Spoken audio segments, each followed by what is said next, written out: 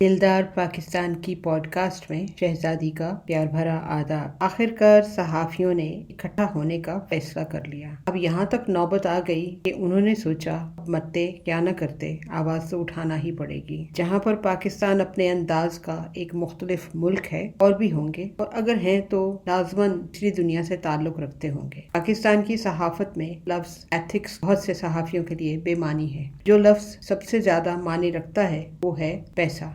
मुल्क के बारे में सोच बहुत कम, बल्कि आटे में नमक के बराबर। इश्यूज तो बेशुमार हैं, मगर आज आपसे सिर्फ एक इशू पर बात करना है, और इसी एक मसले के साथ बहुत से और मसले भी जुड़े हुए हैं। आज के ज़माने में अगर आप अपने दाएं बाएं देखें तो हर शख्स अपने आप को बहुत सच बोलने वाला और ईमानदार समझता है। खुदा का शुक्र है कि ज़्यादातर सच बोलने वाले और ईमानदार ही हैं, वरना ये दुनिया कैसे चलती रहती। जो लोग सच बोलते हैं उनको जरूर तजुर्बा होगा कि जो शख्स सच बोलता है उसकी बात को पकड़कर बैठ जाते हैं लोग। अगर जरा सी बात इधर से उधर हो जाए तो आसमान सर पर उठा लेते हैं, और खास तौर पर जैसा कि हमने मीडिया में देखा है।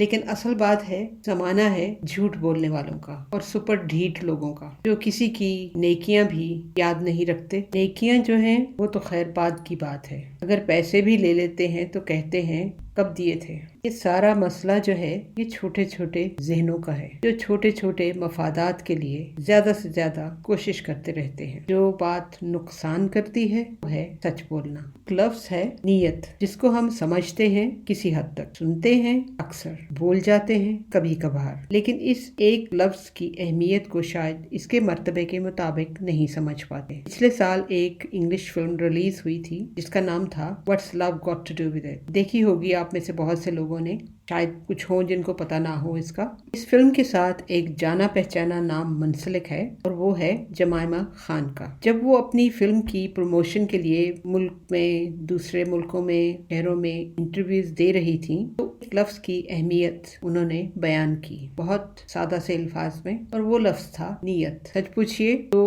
उस वक्त उनके मुंह से ये लफ्ज सुनकर एकदम से बहुत हैरानगी हुई, और जैसे कि पहली दफा उस लफ्ज की अहमियत का वाकई में शदीद एहसास हुआ। हैरानगी कुछ इसलिए भी थी कि एक नॉन पाकिस्तानी के मुंह से ये लफ्ज अदा किया गया था। अल्फाज बहुत गहरे मानी रखते हैं, और एक इंसान जिसकी परवरिश एक दूसरे मुआशरे में हो और उसको चंद साल किसी और मुआशरे में रहने का मौका मिले, तो वो अपने सारे तजर्बे के निचोड़ से गिरने वाले कतरे एक ऐसे मोती में परो दे, तो वैसे तो उस देश में रहने वाले सब लोगों के पास था और रोज उसको पहनकर भी निकलते थे, बल्कि वो तो उनके तन बदन का हिस्सा था। लेकिन जब जाती मफादात की बात आती तो उन्होंने इस मोती की अहमियत को नजरअंदाज कर दिया, ये जानते हुए भी कि खुदा नीयतों को जानता है। और फिर भी रोजे रखते, नमाजें पढ़ते, खैरात देते, हज उम्रा करते हुए ये लोग जब जाती मफादात की तरफ और पैसे की चमक की जद में आते हैं तो कई दफा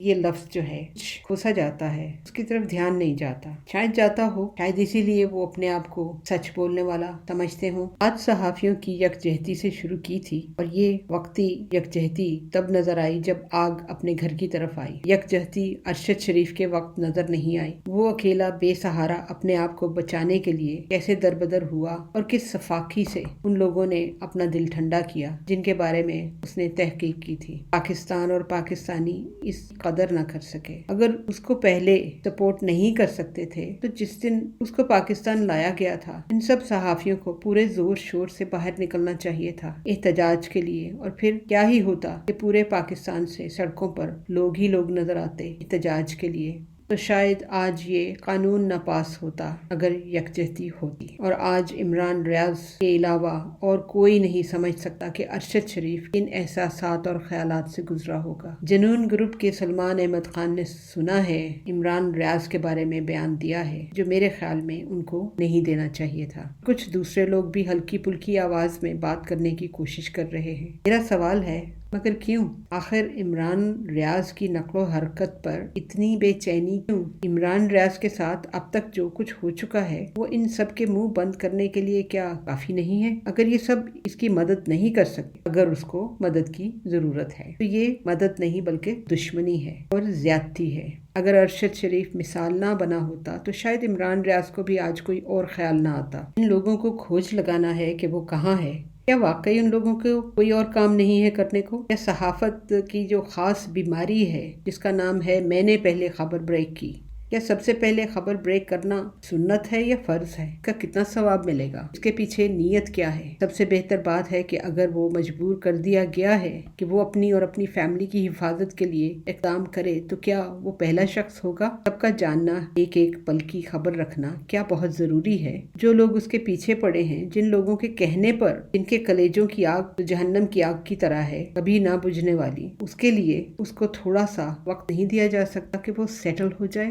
ویلاگز تو متواتر کر رہا ہے، اس کے آگے کیا غرض؟ آپ کو سیٹل ہو جائے گا تو سب کو معلوم ہو جائے گا، اور نہ بھی معلوم ہو کھوج لگانے والوں کو اگلا سانس کیا نہیں آئے گا؟ سلمان احمد نے عمران خان کی دوستی سے بہت اچھے فائدے اٹھائے ہیں، اپنا سٹیٹس بہتر بنانے کے لیے ان کو کافی مدد ملی ہے، تو اس مسئلے میں پڑنے کی ضرورت کیا ہے؟ اور عمران خان کی دوستی واقعی میں اتنی عزیز ہے تو پھر ان کو بشرا بی بی کے بارے میں بھی بات کرنا بنتا نہیں ہے۔ ذرا مڑ کر تو کبھی دیکھیں وہ کہ ان کا سفر کہاں سے شروع ہوا تھا اور اب کہاں ہے۔ اللہ کا شکر کریں اور اپنے سٹیٹس کے حساب سے بات کریں۔ ابھی دیکھا کہ نیا پاکستان جو چینل ہے، نام تو آپ سب جانتے ہیں اس کا، it's a very nice young man, دیکھ لیں، وہ سب سے پہلے خبر دینے میں جیت گیا۔ میرے حساب سے ابھی بھی یہ خبر تھوڑی دیر سانس لے سکتی تھی۔ یہ بہانہ کافی نہیں ہے کہ لوگ جاننا چاہتے ہیں۔ پاکستان تو زمینی خداؤں نے ساری دنیا کے لیے ایک تماشا بنا دیا ہے، تو کیا خبروں کی کمی ہے؟ پہلے ہی افسوس ہوا کہ عمران ریاض کو اپنے آپ کو اور فیملی کو کچھ سیٹل ہونے میں وقت نہیں دیا گیا۔ صابر شاکر کتنی دور اندیشی سے، خاموشی سے اپنے آپ کو محفوظ کرنے میں کامیاب ہوئے تھے۔ عمران ریاض کا بھی حق کہ ان کو بھی